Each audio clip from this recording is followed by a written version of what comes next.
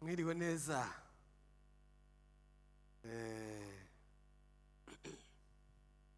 Ntabwo dusubira mu byo twavuze ejo byo kwashima, mwaratwakiriye, mwaratugiriye icyizere. Suko tutabifite ku mutima ariko hariho ibiruta ibyo dushaka ko bari byo tuvuga. Twakiriye mwese abaje uyu munsi aribwo bwa mbere. Twakiriye nabo turi kumwe online kugira ngo dusangire kumva amakuru y'ubwami bwacu twese. Ndagira ngo babantu bamfashije gusoma Matayo ibice 21 umurongo wa mbere tugeze ku wa gatatu. Ubutumwa bwiza uko bwanditswe na Matayo 21 igice umurongo wa mbere kugeza ku wa gatatu.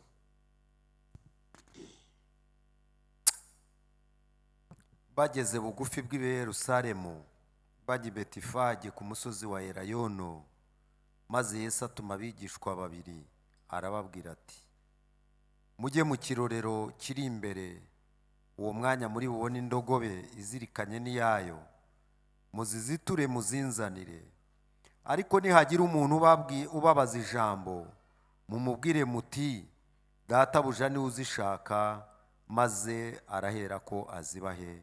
Amen. Ubutumwa bwiza uko bwanditswe na Mariko. Mushumba dufashe Mariko 12:34. Ubutumwa bwiza uko bwanditswe na Mariko 12:34. Mbese ko Dawidi amwita umwami? Oya, Mariko 12:34. 34. Mariko 12:34. Yesu abonye ngira ngo niho. Yesu abonye amusubizanye ubwenge, aramubwira ati, nturi kure y'ubwami bw'Imana. Nuko ntihagira undi wongera gutinyuka kugira icyo amubaza. Amen. Nduri kure y'ubwami bw'Imana. Nduri kure y'ubwami bw'Imana. Ariko ntuburimo. Ubwo inyigisho turazijanye zigeze hagati. Ngira ngo tugarutse ku magambo twavuze ejo, hejuru y'ubwami bw'Imana, kandi yashatse uko biri kose ngo yimanemo n'umuntu, ikabana n'abamarayika, ariko ikavuga ngo tuzakorana izindi diru, ariko nibigeza muri dosiye y'ubwami bw'Imana ndashaka umuntu. Imana ishimwe. Hari ibyo tuzakorana n'abamarayika, ariko ikijanye na dosiye y'ubwami bw'Imana ndashaka umuntu. Kandi uwo yashakaga ni wewe ni jewe. Ejo twavuze ijambo rivuga ngo ubwami bw'Imana si amagambo, ngo ni imbaraga.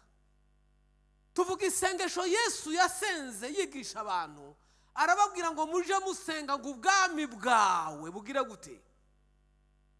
Twaravuze ngo ubwami bw'Imana kumanuka mu bantu. Twatanze urugero rwumvikana ibyo twavuze biriho muri iyi minsi, n'igihe akarere kamanutse mu kagari, kandi icyo gihe abaturage barishima, abashwanye na gitifu bati noneho tubonye abantu bo mu karere, kandi kenshi ibibazo bigakemuka.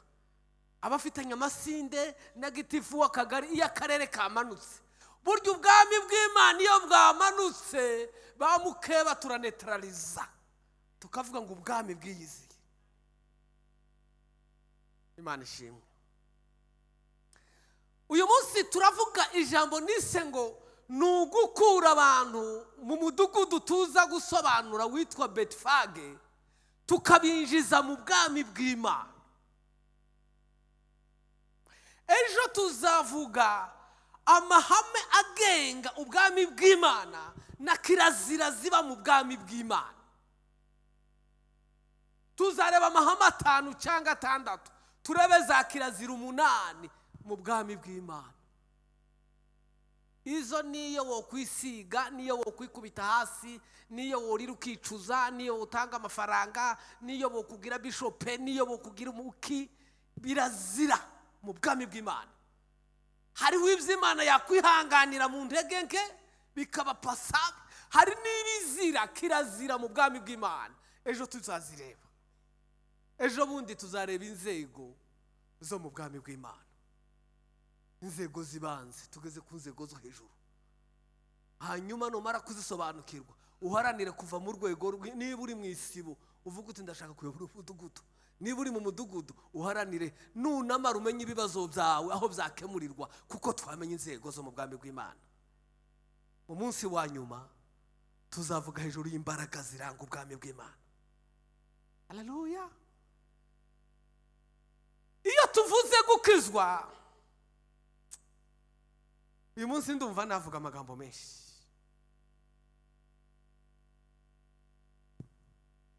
Nukuva mu bubata ukaja mu bubata. Hari abantu baje bavuga ngo gukizwa ngo nukuba mu mudendezo. Imana ntikoresha abanyamudendezo, Imana ikoresha imbata zayo. Nukuva mu bubata ukaja mu bundi, nuguhindura umukoresha. Wari imbata ya Satani, none ubaye imbata y'umwami Imana. Icyo ni ikintu kimwe, kuko Imana ntikoresha bari mu mudendezo. Uri mu mudendezo wikora icyo ushaka, ahubwo ikoresha abo yakuye mu bubati bushyira mu bwayo. Muri ya mahame yayo tuzareba. Ubundi gukizwa, hari ibyo abantu baje bavuga ngo gukizwa, ngo gukizwa si ukunesha urugamba, ahubwo gukizwa ni ugushora urugamba. Uri kumvikana? Iyo ukijijwe ntabwo ubunesheje urugamba, ahubwo gukizwa ni ugushora urugamba. Haleluya. Gukizwa mu nkurikire ndaza kugera kuri aya magambo, si ukubishobora. Uriya mugabo yarakijijwe ngo arabishoboye. Gukizwa si ukubishobora, ahubwo gukizwa ni ugushoborwa nabyo. Kuko iyo ari wowe ubishoboye unabivamo, ariko iyo ari byo bigushoboye birakuzirika.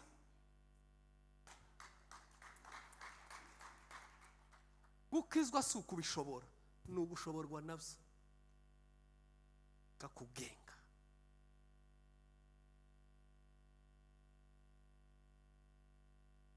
Gukizwa si no kunesha urugamba, niko mvuze, ni ugushora urugamba au contraire.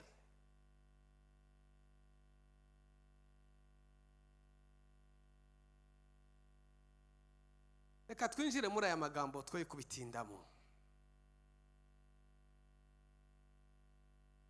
Ndagira ngo tuvuge aya magambo tumaze gusoma. Gukura abantu Betifage bakinjira mu bwami bw'Imana muri Yerusalemu, aribwo bwami bw'Imana. Hariho imidugudu itatu ngira ngo tuvugane, ndayisobanura. Iyo usomye muri Yohana ngira ngo cyangwa muri Luka, hari ahaje havuga umugani hakavuga ngo umuntu yavuye Yerusalemu ngo amanukira hehe? Ntawibuka ayo makuru. Amanukira i Yeriko.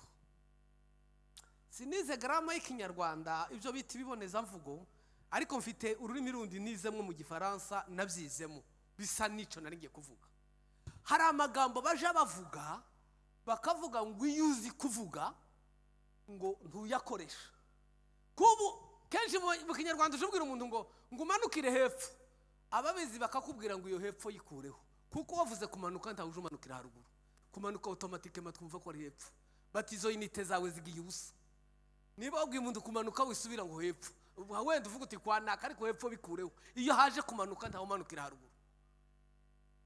Kimwe niyo uvuze uti tuzamuke, si ngombwa ngo tuzamuke hejuru, ntawe uzamukira hepfo. Kuzamuka bisobanuye ko ari hejuru. Iyo Bibiliya ivuga ngo umuntu yavuye Yerusalemu amanukira i Yeriko, bihita byumvikana ko Yeriko ari hasi.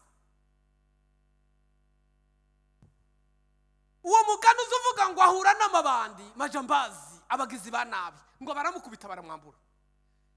Iyo ugize analyze yagombaga gukubitwa kubera iki? Yari yagize shit, yari yabaye demoted.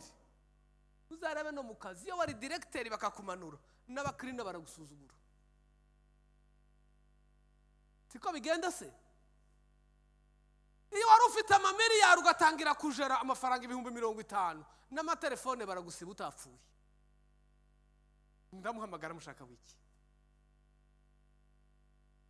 Yeriko ni urugero rw'igihugu cy'intambara. Yeriko ni urugero rw'igihugu kivumye, na Yosuwa amaze kugisenya habaye amagambo y'amasezerano avuga ngo uzacubaka azibonera, ngo natangira kubaka imfura izapfa, naje gusoza umuhereza apfa. Siko byagenze. Yeriko ni mu butware bwa Satani. Iyo duhuye n'ubutumwa bwiza rero, tuba dushaka ngo abantu bave muri Yeriko, bave mu ngeso mbi zose, bave mu byaha, bakire Yesu, bakizwe, tubazamura tubakure muri uko kuzimu, tubajane Yerusalemu, igihugu tuja kugereranya n'ubwami bw'Imana. Ariko hagati aho muranemera nkoresha ahantu nk'imfashanyigisho materiel didactique. Nimumbabarire mvuge ngo hariya mu byuma ni muri Yeriko n'urugero. Iyi kote ni Yeriko. Hari yuriya muntu yicaye ni muri Yeriko, ni mu byaha, ni mu butware bw'umwijima. Turashaka kubwiriza abantu bari hariya ngo baze aha mu muhanda, baje kuri uriya muryango tuhite Yerusalemu, ndagenekereje. Suko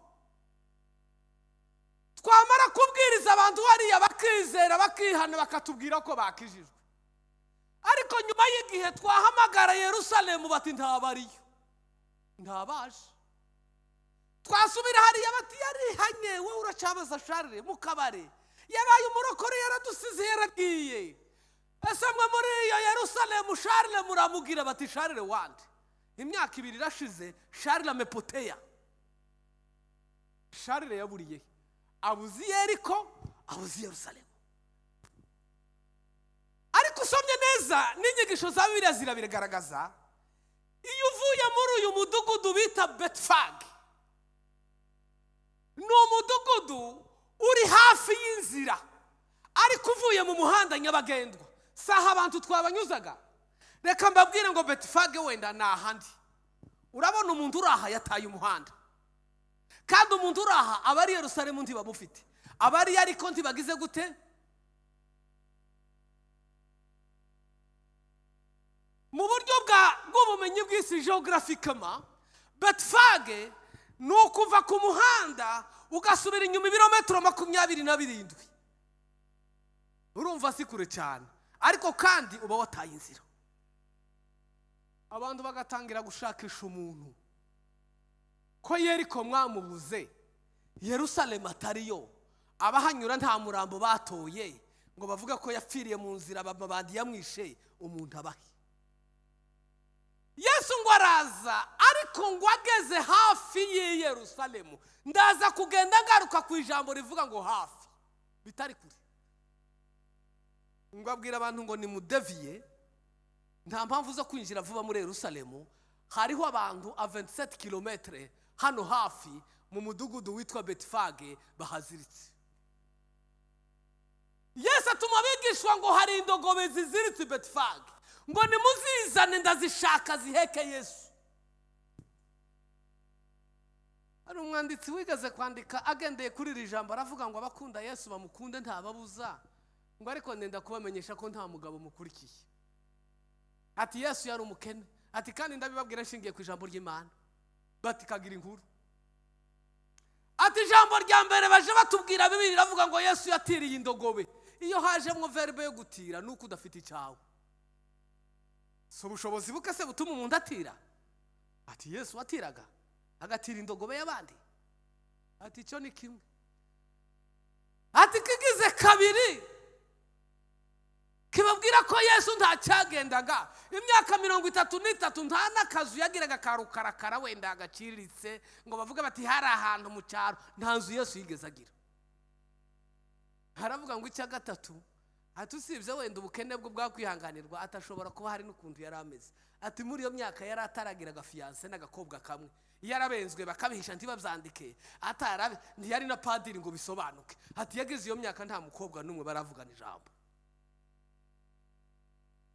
Undi muntu umwe aza kumusubiza, aramubwira ngo waribishe, ngo ahubwo reka mbanze nsindagira ibyo byose uvuze, ngo Yesu yakoreshaga iby'abandi akabikoresha ku bwende.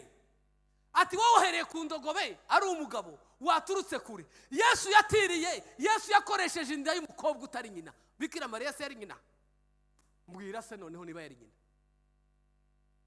N'igihe bamubwiye ngo so na nyoko ko baragushaka, Mariya akamubwira ati njyewe na so. Ngo yaramurebye ati wewe na nande? Wavuze uti nje n'umugabo wanje. Papa uramuzi? Wajanye uriya mubazi, ujana wavuga uti njyewe na muzehe. Wowe na data uramuzi ba? Aja mu nda ya Bikira Mariya atari nyina, twese aha twavutse mu nda za ba mama. We yatwaye inda y'umukobwa. Ngo aje kuvuka avukira mu mubiri w'inka, mu muvuri w'inka zitari za se na nyirarume, nawo bawumushiramo. Ngo agira ubwoba bamuhungishiriza mu gihugu c'abandi, aje Misiri adafite iyo nationality. Erega ibyo ndi wabivuga ngo bivemo. Ngo aje gutangira gukora akazi ati nimundirira ibibindi mpindura amazi. Umuntu utaragiraga n'ibibindi ye baba we.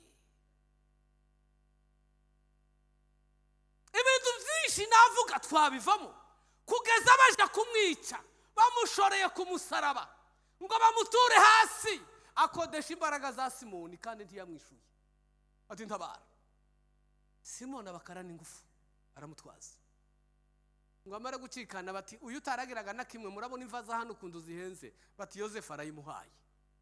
Mwageza hehe? Ariko uyu mwanditsi arasobanura, aravuga ngo Yesu ntiyigeze aba umukene muri ibyo. Ngo n'umunsi yatumije iyi ndogobe wavuze, ntiyigeze akoresha ijambo rivuga ngo musabe. Yakoresheje imperatif kubaza igifaransa. Arategeka aravuga ngo mubabwire bayibahe. Nihagira n'utabyumva mumubwire ngo Bwana ana haja nayo. Nabo ngo bavuga ngo Bwana ana haja nayo, ndibabajije ngo Bwana gani? Bwana wa wapi? Bwana wa mabwana.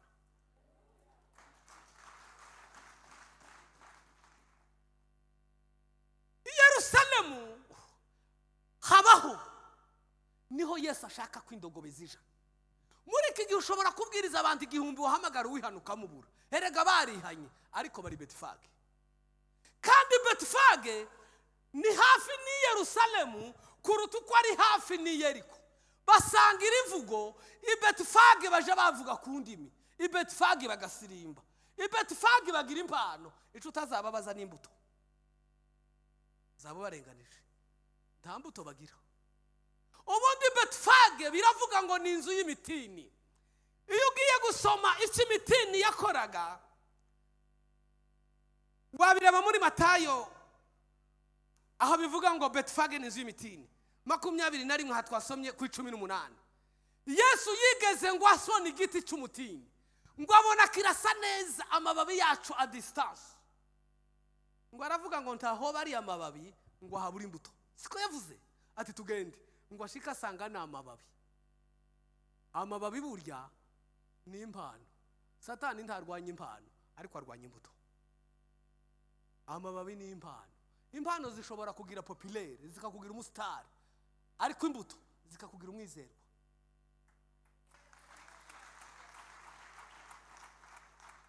Amateka akomeye y'abantu b'Imana ntaba mu mpano, aba mu mbuto. Erega nabirya mwirwa musakuza ngo dusenge ngo amavuta, anointing isiva hehe? Amavuta yose ava mu mbuto. Uzambwira amavuta bakuye mu gitaka, amavuta ava mu mbuto. Iyo weze imbuto rero kubona amavuta biroroshe. Imana ishimwe cyane. Iyo twigisha hari kategori zibiri. Hari abantu b'abanyabyaha tuba tugira ngo bave hariya baje Yerusalemu. Hari kategori y'abantu batari hariya ahubwo bayobeye Betifage, bahuye n'inyigisho ziyobya. Kandi nimutagira ngo twigishe bashumba, mwitegura abantu kuyoba. None se umuntu yatazi yaja kuyoba ni automatique. Umbwiye ngo nje hantu ntahazi, ahubwo icyo gutangaza no kugereyo ntayobye. Ubundi kuyoba nibyo byorushe. Abantu ntibazi iyo baje. Hari inyigisho ziri mu kuzindura ikavuga ngo abantu barayobye. Tukamiza ruko bataye inzira bagaziriya kandi twari kubasobanurira aho tuja tukiri mu rugo. hambere hahinze kura abantu barasakuza ngo ubuntu bw'Imana ngo abantu ngo barigisha ubuntu ngo nabanyabuntu sinzi ko byageze nino mwe muri nk'inyuma y'umujyi mu mujyi ho byari nk'amakioski niyakunda umujyi yose ntawe ujana kioski mu cyaro bumvaga ngo ubuntu hari wabibajije tubimubwira gutya amategeko singiye kureba ibyo turimo ameze ka laboratoire wese hari utaraje kwa muganga n'utararwaye yararwaje at least iyo ugeze kwa muganga rimwe na rimwe ukeka malariya n'ibindi ukeka bagufata ibizamini n'itegeko siko bije bimera ntabwo muganga aguha imiti ukuyimubwiye afata ibizamini akabijana muri labo icyo labikora gusa ishoboye mu buzima bwayo ni ukugaragaza indwara niba wakekaga malariya bati ni fièvre typhoïde dore ko byenda gusa ibimenyetso niba wakekaga igifu bati n'umwijima n'urugero ntanze kandi done zitanzwe na labo ziremezwa zigakuraho ibyo wakekaga si uko bigenda ariko nta ndwara itinya labo kuko labo ikikora gusa iyita hanze ikayimenyekanisha ariko niyo worambara rugasasa agasambu uti none labo wa mama uti ndagira gute kumbwiye ko ndwaye igifu irakubwira ngo kigumane nyine tije ivura indwara ziri kintu cyitwa farumasi iyo uzanye umuti ni menase ku ndwara rero amategeko abereyeho kugaragaza icyaha ariko ntakuraho icyaha gikurwaho n'iki gikurwaho n'ubuntu bw'Imana Pawulo aravuga ngo ubuntu bw'Imana buzanira abantu agakiza bwagize gute bwarabonetse kandi iyo butugezemo ubuntu ni ajafu wabonye ikindi n'ukuri kita kigenda ujugira agaseba hariya ku ino hasi bakakubwira ngo ufata antibiyotike si uko bigenda naba nanje ndi mugufi wenda ndi mugufi hari n'abagabo ba metero 2 ntabwo ufata ikinini ngo gihondere ku kisebe bakakubwira ngo kinyuze mu kanwa ibaza kanwa n'amanono kuri kw'Imana ibaza isano bigirana nta na uratamirino tibigirana isano tibivugana bakakubwira ngo kinyuze mu kanwa kivura igisebe kiri ku gatsinsino cyangwa ku mano ariko kandi nta nabwo uzukinywa ngo gisobanurire ngo nubwo ngunyoye ntutinde mu nda ngo kwino ry'ibumoso hameze uku ngo unyare kugenda umanuke mu mirundi ntabyo uje uvuga ufa kuba wakinyoye cyonyine kigakinagira kikazerera umubiri kikagenda gishakisha hari igisebe nyuma y'iminsi 2 ukabona igisebe kiri kuma hariya niko ubuntu bw'Imana bumeze iyo butugezemo ntabwo buje buza ngo busobanurire ngo buntu bw'Imana aho mbona nananiwe n'ingeso yo kubeshya ngira ikinyoma nubwo ibindi byose nabinesheje nta disikuru ubuntu bukeneye iyo bungezemo burakinagira bugahita bumenya weakness yanje bukavuga ngo wowe uzubesha uje usambana uje wiba ugira amashari uri umusinzi ubuntu buzi kudetecta ufite intege nke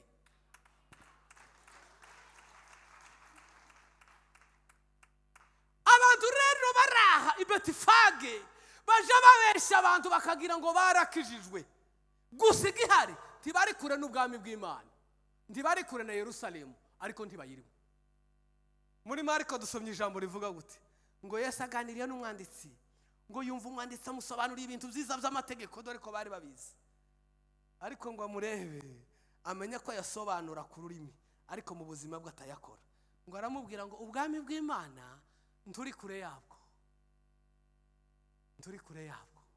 none se umuntu w'ikamembe ntiwamubwira uti nturi kure ya Kongo ubwo se azakoresha amafaranga ya Kongo ubwo azaja mu matora ya Kongo ubwo azaja muri Kongo apfe kwivogerera kuba utari kure y'ubwami bw'Imana ntabwo bisobanuye kuri mu bwami bw'Imana titwahamagariwe kuba hafi twahamagariwe kuba mu bwami ndani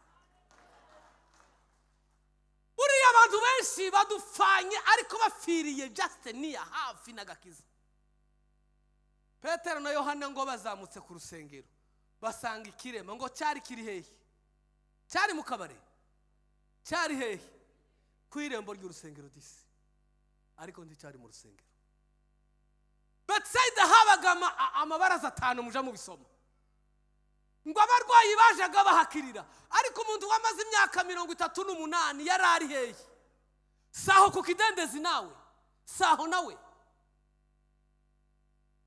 abantu bashiriya hafi y'agakiza abantu bari gupfira hafi y'agakiza, abantu bari gupfira hafi y'ubwami bw'Imana, abantu bavuye i Yeriko ariko ntibinjira mu bwami bw'Imana. Yesu aravuga ngo mugende, hariho indogo biziritse ndetse izirikanye n'iyayo, muzikureyo. Nimureke mbaho ibimenyetso bike bigaragaza abantu bavugiyeho hariya, kuko twavuze ngo bavuga ku ndimi, bararirimba, baranatura.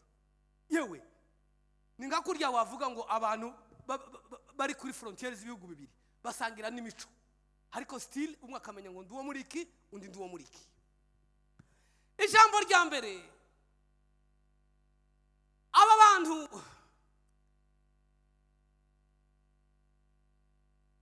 niba rukuba no kuri icyo kiziriko bahora mu bwana ntibaje bakura.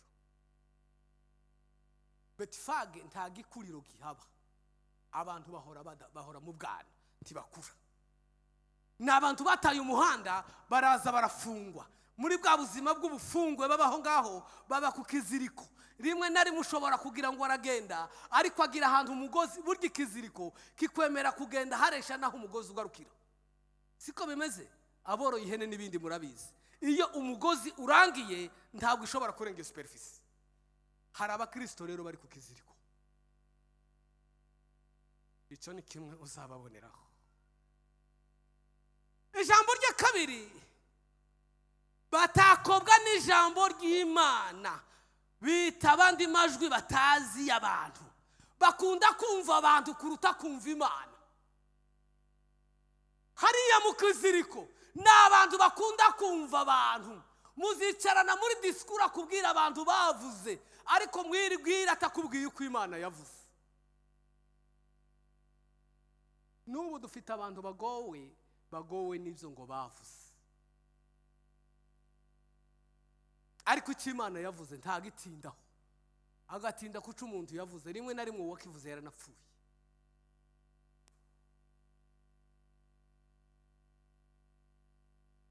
Nigaze mbaza umuntu dufite amasengesho ndetse twajanye gusenga, kandi ndi yari yarize amashuri menshi nari muzi, ngo ariko ngura ibyo ngura cyabibamo ntikubera iki, ngo Sokrate Sokrate wandesha, Sokrate se mubyara wawe, Sokrate se mwakuranye, Sokrate se nyokoro muti simpemukira muyo, Sokrate yavuze iki? Yanambwiraga ibyo abandi bavuga, we ntigeze asoma ibitabo bya Sokrate. Abantu baraha ntibaje bumva Imana, baje bumva abantu. Kandi reka nkubwira, abantu nibashaka bazakubwire neza. Mwanumvise? Abantu nibashaka bazakubwire neza. Ejo bundi twari ahantu mu kiriyo, umuntu umwe arambaza ngo ariko abapastori ngo ibi binyoma mugira n'ibiki ntibihe, ngo umuntu wese upfuye ngo muravuga ngo agiye mu ijuru, tese mwahuye agiye mu muriro, ngo ya ngo ariko se wowe ngo urambwira ngo abantu bose, ndamubwira ntereka ngo erega barababesha. Ndariko rero iyo umuntu atubeshe ngo arakijijwe, natwe turamubesha ngo agiye mu ijuru. Ubwo se ibyo tuvuga uko yavuze. Tuzarwana n'umuntu ngo uratubeshe, haratubesha ati ndakijijwe, natwe tukamubesha tutugiye mu ijuru. Kandi ubuhamya bwose reka mbabwire, birya muza muvuga ngo nimfa bazampamya gute, reka mbahanurire ngo mwese bazabahamya neza. Ntawe uzabura umuhamya neza, twese. Ariko icyo mumenya, barya barwanira mikoro ngo nanje ndamuhamya, imbere y'uko ikorwa ikirenga rw'Imana ntawe uzaparesa. Ntawe uzaparesa ngo avuge ngo n'umunsi apfa ngo nije watanze ubuhamya, uzashirira harya kuri serikeye. Abantu ntugakunde kumva abantu kuruta Imana. Hari ijambo baririmbye sinamenye timu yaririmbaga ngo Imana si nk'umuntu, timeze nk'abantu. Ririya jambo iyo murivuga nja nibuka hariya byanditse mu bitabo bya Mose ngo Imana ntimeze nk'umuntu. Umuntu ameze ati, umuntu ni imvange z'intege nke n'imbaraga, z'ubwenge n'ubucucu, wige menshi zombi biravanze. Kubera iki? Umuntu yaremwe mu gitaka, siko Bibiri tubwira. Nta naho bamutwitse turi rukarakara ndi tunatwitse tituri burike kwiti, ngo tumare kuba rukarakara nimwihangane mwumve. Imana ihumeka umwuka w'imbaraga w'Imana, haba kombinezo y'imbaraga na rukarakara. Nicyo gitamuza wicara ukumva umuntu bantu bose baramuhamya ngo uyu mugabo agira ukuri. Iyo si karite ngo agira ukuri. Bwacu umunsi umwe utazi uko bibaye, bakamuhamagara ari kwa Rando akavuga ngo ndi Nyabugogo. tese bigenze gute burya ni karukarakara kagaragaye karukarakara kaje bakakubwira bati uyu mugabo ni shuja n'umusirikare warwanya ibifara bihagarara amararwana ariko wagera imuhira bakakubwira bati ajarara muri saro ye harimo injangwe zirara yarahunze injangwe yarinze igifaru yahunze injangwe ni rukarakara igaragaye ari muri saro ivyitege mu bantu ni umubano ntimukabitindeho ariko uyu utari muri Betifage ugira amatsiko yo kumva nuvote y'Imana kandi mureke mbabwira umuntu wumvise Imana n'umuntu wabonye Imana tije hago indikatere y'uwabonye Imana ahora ashaka Imana. Haleluya. Uwabonye Imana ikizamukubwira ahora n'icyaka cyo gushaka Imana. Ubumvise Imana ahora n'amatwi ashaka kuyumva. Ntabwo ijihagwa, ntabwo ijimenyerwa, ntabwo uvuga ngo numvise kenshi, ahubwo kuyumva unyoterwa kuyumva, uko uyibona ushaka kuyibona.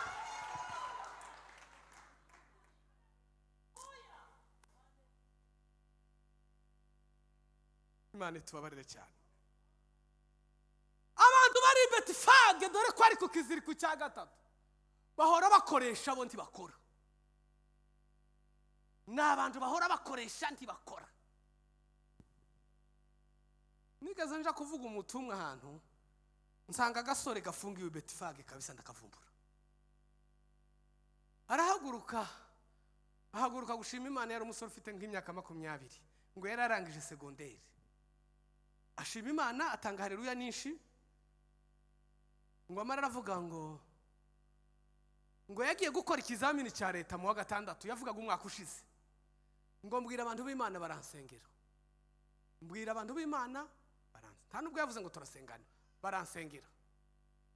Nyuma diplome irasa. Ejo bundi tuje gushaka akazi muri Compassion ubwo yavugaga yakabonye. Dukora turi benshi nanone mbwira abantu b'Imana baransengera. Hanyuma bambaye akazi. None ishimwe mfite muri konkurikira ahamagara amazina abiri y'abakobwa ndashatse kuvuga. Naka nibatambuka imbere banterere haleluya ubwo sikiragi bamuterere haleluya nayo. Naka wundi baza imbere basirimbe naka wundi nawaze acurange senti. Nahaguruka ntese sha aba bantu uri gukodesha urabishura. Baragusengeye barasenga kabiri no gutanga haleluya ndurikiragi wayitangiye. Haleluya isabye melody. Aba bakobwa hagurukije kubyina barakurusha imirundi. Haguruka kana kutuguru tungana gutya. Aka kariko karabye wabyinishije yawe. N'abantu bigize ba bose ubu ngo bigezweho ndaguha amafaranga usengere abandi nguterere haleluya ariko mwokanyagwa mwe ninde waturuze. Ndababwira niba mutazontumira nzareke.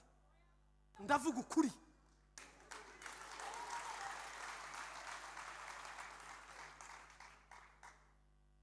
Umuntu akagira ikibazo yabuze urubyaro n'urugero ntanze arabisengera abashumba turasenga burya niyo abashumba tumusengera timuzabeshe ngo mufite umutwaro ungana n'uwe siko bigenda.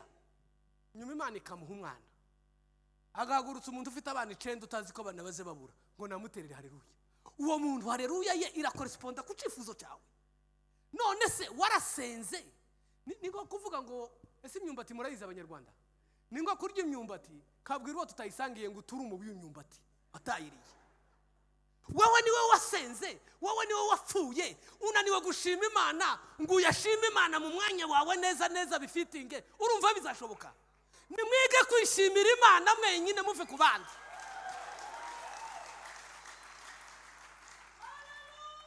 Ibintu rero by'abantu ngo azansengera nzamutuma ngo bari mu kubarya amafaranga bazabarya n'imyaka mukenyuke ngo bagiye kubasengera.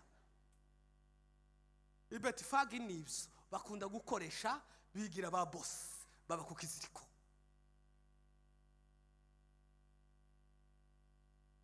Ijambo rikurikira bahora mu bwoba bw'urupfu n'urubanza kandi batarwaye. Betifage nibikange afata mikrofone nkiya akayibona mu rupfu aka kantu ngozeho akabona kari mu rupfu. Imodoka abantu bose baca amati y'imodoka ndayigwamo bahora bagenda n'ubwoba bw'urupfu. Yesu aravuga ngo ibyo biziriko n'ibindi tutavuze nimugende mubakureyo mubazane tubinjize mu bwami bw'Imana. Haleluya, haleluya.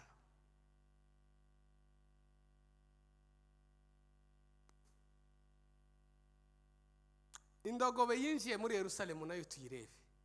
Umuntu winjiye mu bwami bw'Imana, umuntu tugize amahirwe tukakora kuri cya kiziriko cya Betifage tukamugeza neza neza Yerusalemu, uzabibwirwa niki? Number 1, icyambere ngo yinjiye muri Yerusalemu, ngo indogobe yinjiye ihetse nde? Iyo twinjiye muri Yerusalemu duheka Yesu. Hari abavumwe ibitugu no guheka abagore babo, abandi bagaheka bamenye agahagarara, abandi bagaheka utudiplome twabo agahagararaho kuvuga iby'Imana ngo agiye kubabwira ibyo yize. Wize bikahubwo wowe. Ariko subundi niduhagarara muje mumenya kuba Kristo si kuri niveau national, ni niveau international.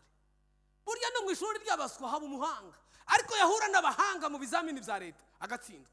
Niduhura na ba Pahoro umunsi tuzahagarara tugahura na ba Dawudi na ba Danieli n'abakozi b'Imana muzi, ukavuga ngo warize bakakubaza icyo wize naho wigiye ukazana agasertifika ko mu gasyata Mana we.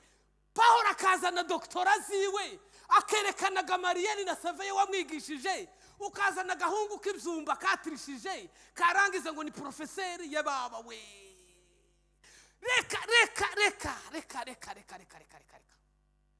Iyo winjiye muri Yerusalemu icyubahiro ni Yesu. Uvuga Yesu, uvuga Yesu, uvuga Yesu, uvuga Yesu, uririmba Yesu, usenga Yesu. Yesu ni byose. Hari indirimbo nje nkunda gucokoza abaramyi dukunda kuririmba ngo nitugera mu ijuru ngo tuzoririmba indirimbo yande, ngo ni yande, ni y'umwana. Timwumva ko tuyizi nabamuze ntimuyizi iyo ndirimbo. Ngababaza ndi baririmbyi nimwe muri domaine.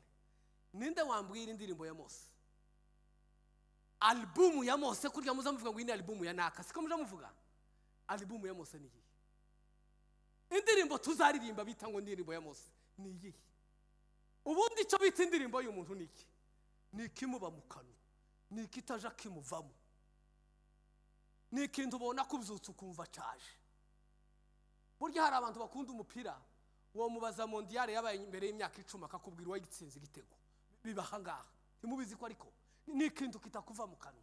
Muzi indirimbo ya Mose tuzaririmba? Reka mbakopeze kandi ndabakopeza mbaye ikizamini. Iyo urebye mu isezerano rya kera, Musa iby'Imana yamukoresheje guhera kuri ya nzoka yamanitse yasuraga nde? Yasuraga Yesu. Rwa rutare yakubise rutanga amazi rwasuraga nde? Ya mazi yatanzwe na nyirayo yaje kuvuga ngo nije amazi y'ubugingo yasuraga nde? Ya bantu yabagaburiye yasuraga nde? Ihema ryasuraga nde? Abatanzi basuraga nde? Igico cyabayoboraga cyasuraga nde? Yoshua yubaka imidugudu y'ubuhungiro yasuraga nde? Indirimbo ya Mose ni Yesu, niyo refre, niyo gitero ni Yesu. Ni Yesu, ni Yesu, ni Yesu. Mwijuru ni Yesu, niwe gitero, niwe nyikirizo. Abayobora n'ababekinga ni Yesu, ni Yesu. Iyo twinjiye mu bwami bw'Imana akanwa kacu kavuga Yesu, tuvuga Kristo w'Imana. Haleluya.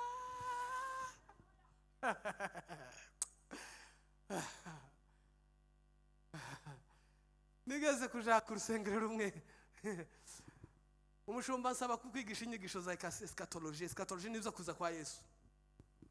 Yari afite umuco nyine, yari yarakuriye hanze y'u Rwanda yemereye ukuntu umunsi wa mbere ndabwiriza, uwa kabiri ndabwiriza, turicarana ndetse nagukosora byo kugwa nabi nturakagira Imana, ugira Imana abona umukosora. Ati none ati kubwirije iminsi igiye kuba 2, ati ko ntanumva uvuga madame wawe. Tewe ndi muri eschatology ndaho yanditse. Ati none se mvuga ngo madame azafasha Yesu se kuzamura itorero, azamukorera se nk'umuzigo afashe Yesu kushira ku mutwe. Ati madame azagenda nk'abandi ariko nta ruhara afite rudasanzwe muri eschatology. Ibi ni ibintu byinshi abantu, reka mbabwire, iyo ugeze muri Yerusalemu urota Yesu, uvuga Yesu, ubona Yesu, utekereza Yesu. Indogobe yinjiye mu mudugudu ngo bose babona ihetse Yesu. Haleluya, haleluya. Ikigeze kabiri, iyo tugezeyo tuba mu mudendezo, ikiziriko kiba cyarasigaye. Burya ikiziriko reka nkikubwire, ikiziriko ni conditionnel. Iyo kiri ku kiziriko, umuntu aje akubwira ngo nzababarira uwansabye imbabazi, ubwo ni ikiziriko, ni conditionnel. Nzaha uwansabye, nzafasha uzamfasha. Uri kurumva amakondisiyo ayazamo ari kuzamo. Nzagira uzagira, nzababarira uzambabarira, cyangwa uzansaba imbabazi. Ariko iyo ugeze hariya habisomo baza bakwigisha, ejo tuzabireba wenda muri principe z'ijuru, bakakubwira ngo ugomba kumubabarira niba utanamukunze, kuko imbabazi dutanga nicyo gishoro cizo tuzabona. Mana utubabarira ibyaha kuko natwe tubibabarira abandi, ni igishoro. Iyo ari igishoro rero, umucuruzi ntabwo atanga miliyoni kuko zabyiganye muri konti, oya, ariko ababona itere. Akaja kugura imbaho, akaja kugura imiceri, akaja kugura amashandizi, suko bije bigenda. Ndetse akazongeraho n'umuruho kurara hanze rimwe na rimwe, ariko areba itere. Imbabazi yo tuzitanga, tuzitangira kugira ngo kibe igishoro, tizakabaye conditionnel, zimpesha amahoro, ariko kandi uriya nziha nimba atanazishaka, tizikuraho urubanza rwe n'Imana. Ndibohora, ariko we wiboshe araguma mu kiziriko cye. Icya gatatu, iyo tugeze muri Yerusalemu duhabwa umuhamagaro wihariye. Kandi agakunda. Hariho imihamagaro y'uburyo bubiri. Hariho umuhamagaro rusangi, baje bawita ngo ni umuhamagaro wa Yohana, wahamagarira abantu bose kuza gukizwa, nimuze mwakira agakiza muve mu byaha. Iyo abantu rero bamaze kuza bagakizwa, habaho umuhamagaro wa kabiri, uzuza ari wo muhamagaro uri muri zira ministeri zo mu Baefeso 4:11. Ngunda ijambo Pawulo yanditse, wenda tuzarigarukaho muri ariya mahame. Yavuze ngo Imana ishimwe yambashishije, ngo kuko yabonye ko ndi uwo kwizerwa. Ngo nubwo mbere nabanje kuba umutukanyi n'umugizi wa nabi, ariko ngo Imana ingiri uwo kwizerwa. Ese mwari muzi ribanga, Imana ntizikoresha abayizera, ikoresha abo yo yizera. Kwizerwa n'Imana biri hejuru yo kwizera. Twoyizera twese gutya, ariko igasubira ikizera bamwe muri twe. Kwizera si gitangaza, ariko nko kwizerwa n'Imana. Iyi kwizeye igushinga ibyayo, ariko iyo yizeye wowe biguhesha ubugingo buhoraho. Abizewe n'Imana bose baba banizeye, ariko akarusho Imana ngo ikamwizera, ikamuselectinga, ikavuga ngo uyu mugabo, uyu mudame yova mu muntu, uyu muntu no mubisa.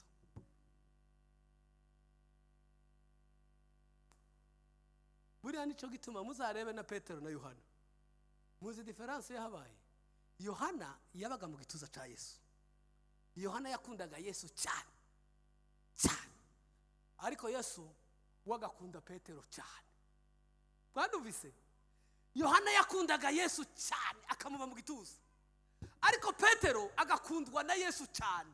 Yesu ngo aje kugenda aravuga ngo ikanisa ndisigiye Petero, kuko niwe nkunda cyane. Yohana azakomeza nkunde, nawe ibyo byaje kuba byiza, ariko kwizerwa n'Imana iguha ibyo itaziha bizeye bose.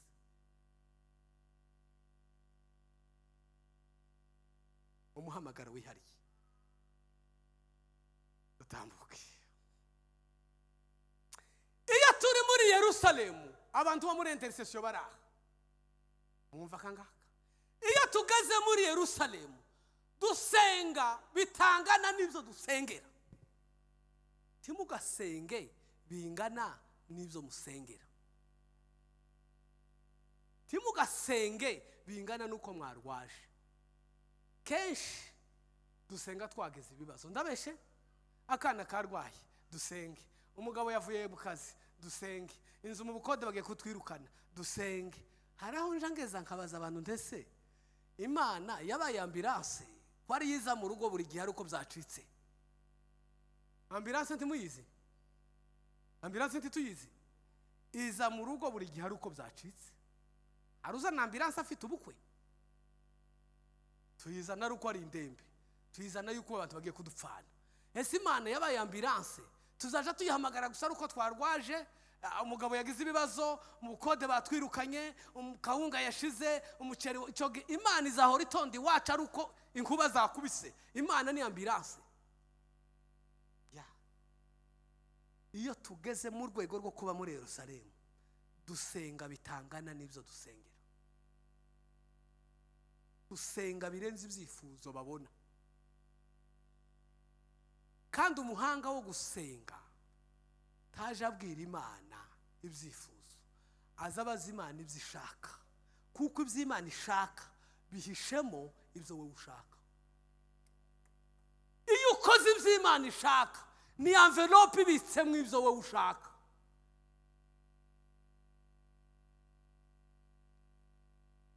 Iyo turi muri Yerusalemu cyanyuma, ubwo mbavuze ngo nicanyuma twakomeza n'ibindi, ndavuga ibyo manateguye. Tubona Imana ubundi bushya. Imana itwiyereka ubundi bushya. Reka mbabwire bavandimwe, Imana Pawulo yaravuze ngo duhora twiruka, duhora muri course. Siko yavuze ngo ariko sindashikira icyo yagize gute, kuko tutagishikira kandi tutarafashe pause tituzanapfa tugishikiriye. Why? Imana ihinduka mu mahame, ariko Imana izihinduka mu bwiza. Noneho tukiruka waje kugera aha ukagira ngo wari wabonye bwa bwiza, ikabibaye nziza kuruta uko wayibonaga. Ukiruka uti dore noneho kwisa waje kugera aha ubwiza bwayo ntiburangirika, kandi ubwiza bwayo ntabwo yigeze bugaragaza mu isi. Indirimbo zo gushimisha hanza numva mukiziririmba Imana izabaho umugisha. Hari umuririmbyi wavuze ngo wasize ubwiza wari ufite hehe. Yesu aza mu isi ntiyazanye ubwiza, yajaje mu kazi. Yesaya yaravuze ngo nabonye yazinze n'umwenda we, yajaje mu muganda. Ubwo se wafata costume y'ibihumbi 500 ikomeye yawe ni karavate ngo ugiye mu muganda?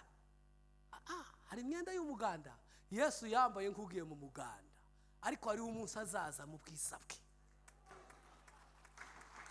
Hari umunsi azambara costume y'ubukwe, hari umunsi azahagarara mu kirere, hari umunsi azavuga ngo birabaye, hari umunsi uri n'izina biko abarundi baje bavuga. Nubwo mubona turi muri ibi turimo simvuze ngo nibyaha. Reka mbiganirire. Nigeze kuza mu myaka ya za 80 nagiye kiniga segonderi ndagahungu gato. Noneho ngera ahantu hitwa Uvira kuba babahazi, twabaga twiviriye mu cyaro mu misozi. Ku meza inzu yose ninjiyemo ngasanga mu binyamakuru, newspapers. Naje mu yindi kandi nkabona abanyirugo ntibabisoma disi, ariko bibaho. Nafungura nkabona amafoto ya ba Kadafi na ba Saddam, ariko bimwe byari no mu Congereza ntazi no kubara kugeza ku 10. Umuntu umwe arakireba nawe nzi ko ameze nkanje, ndetse urasoma iki? Atereka ibi wowe uri umuturage ntazuzi tikagira inkuru. Ati baba babishize aha kugira ngo igihe mu gikoni barimo bategura tutarambirwa, ariko turabisoma ndashonje n'ubundi. Iyo uvuga uti ni icyayi uri kunywa kwinzara nishe ibise nabisoma, ati ni ikintu nyine ni distraction. None nanje ntangira guhindagura, ariko uko nahindaguraga amatwari mu biriya mu gikoni. Bavuga batumunyu nkumva nakurikiraga gahunda zose zo mu gikoni mfite inzara kabisa. Nyuma umuntu aza kuza numva atangiye gutunganya ku meza, nkamureba nyine mu kinyabufura, yaza kundeba nkareba mu kinyamakuru, ariko bidafite inzira. Aza kugeza igihe aravuga ngo karibu ku meza. Sha aho narindi sinashizeho n'agapapuro ngo ndakomeza, sinarebye ngo nari kwiye page komeza ibiki, nta kizamini babazamo.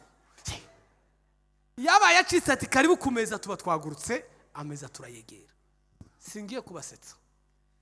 Icyo Imana yaduhaye curuza si icyaha, genda wige si icyaha, mariage si icyaha, ariko byose uje ubikora nka newspapers. Ni ibintu Imana iduha ngo tube distrait dutegereje ijambo. Yavuze muri Matayo aravuga ngo sinzongera gusangirira namwe iyi mizabibaha ngo keretse ahantu ngiye gutegura. Ubu turimo turiga tugira gutya turunguruka, ubu turimo turakora mariage dutegera, ubu turimo turasoma twumva, ubu turimo turubaka ama etage ariko twumva. Hari ijwi rizavuga ngo karibu ku meza. Reka nkubwire, iryo jwi nirivuga uzaba yabyaye muri maternité ntazaje kureba gahinja, uzaba yadepoje memoire ntazavuga ngo mbanze kubwira professeur ko ndefanda, uzaba yavise amafaranga kuri konti ntazaje kubikuza, uzaba sohotse ntazagaruka kureba madame, umunsi azavuga ngo karibu ku meza. All newspapers turimo tuzakubita hasi tuvuga ngo umwanya wacu uragiye.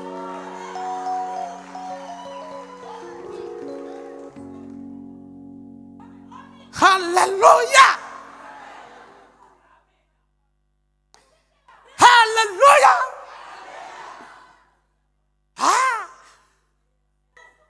Hariho umunsi uzamira indi minsi uyirye uyinetralize.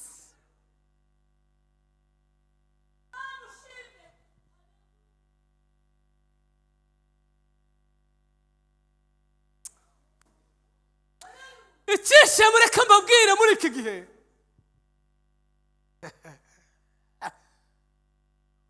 ubwami bw'Imana bwananiye abantu babusimbuza repubulika y'Imana. Kurikira kandi nshaka ndangirizaho.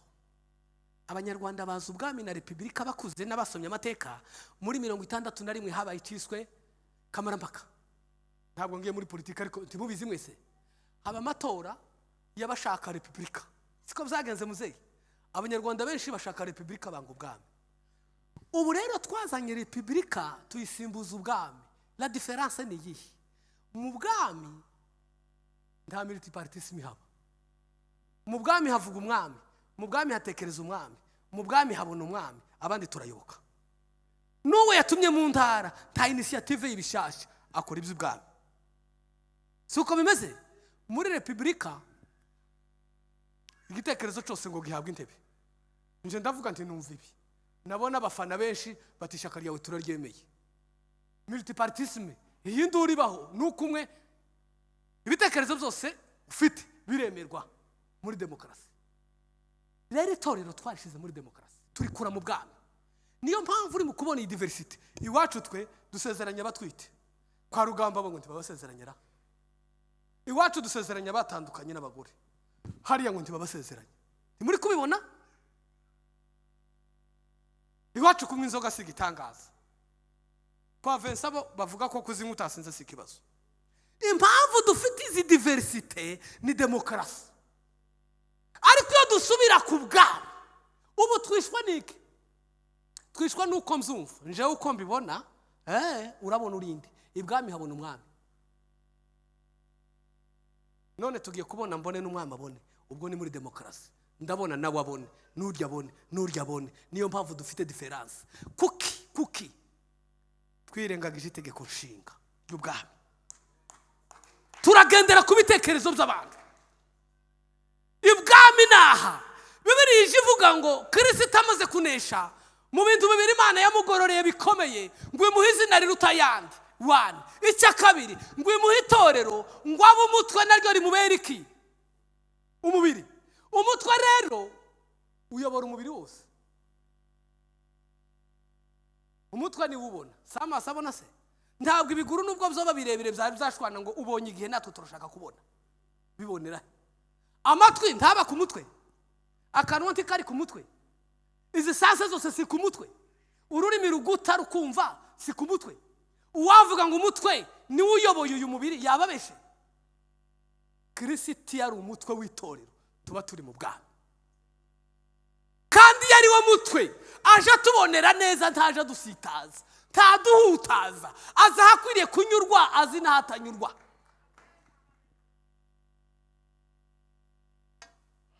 Indangagaciro zo mu bwami bw'Imana uzazisoma mu Baroma ibice 14 umurongo wa 17 ni zitatu. ngo nugukiranuka. Rome 14:17. Indangagaciro ya mbere nugukiranuka mu bwami bw'Imana. Indangagaciro ya kabiri ni amahoro. Indangagaciro ya gatatu ngo no kwishimira mu mwami. Ubundi kuri cyo kwishima, Imana iyo tuje kwishima, muzi ndege nke tugira, Imana idushakamo imbaraga zishima zingana n'izo yatubonanye dusenga. Sinzi ko menye kubivuga. Imana iraproject ikareba ukuntu wasengera gacacifuzo, wiyiriza urara muri salo, irashaka ngo ibone n'imbaraga zishima zingana n'izo washoye usenga. Ariko dusenga umwaka tugashima iminota 10. Ejo waje kubisubira mutese baravuga ngo nzahora nshima ko wahora gusenga. Hakabaye equivalence, hakabaye equilibre, hakabaye isano. Ikintu wasengeye imyaka 5 none urashima amasaha 2 ngo ikinararangije kugishimira. Imana idutezemo imbaraga zishima zingana n'umuvuduko yatubonanye dusenga.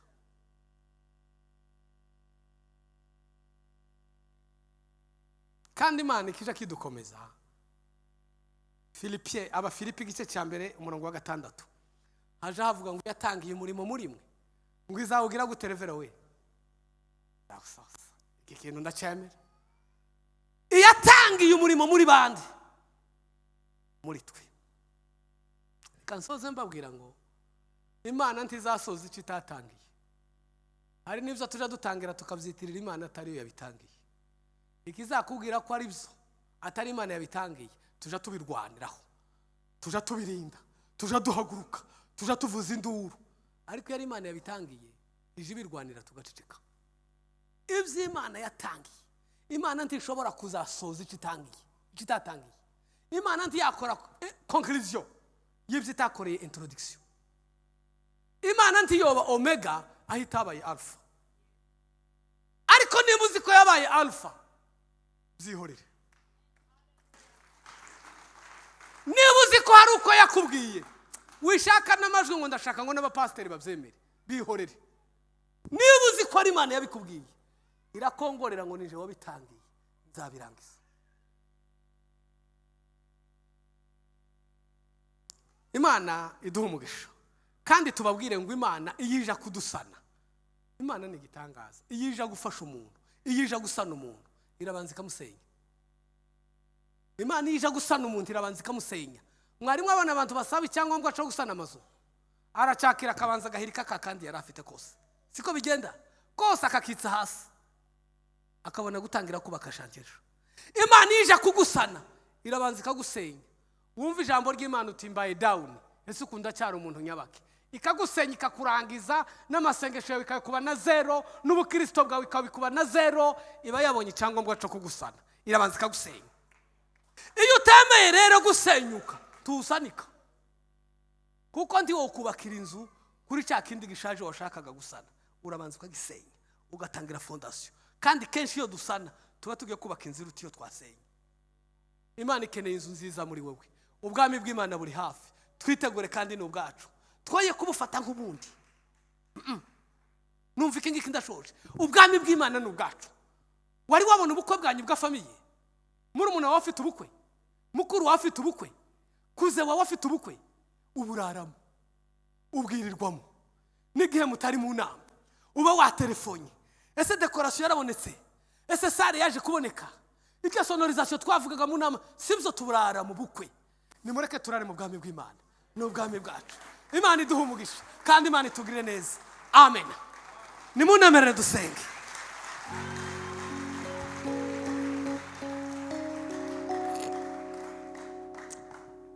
Numwami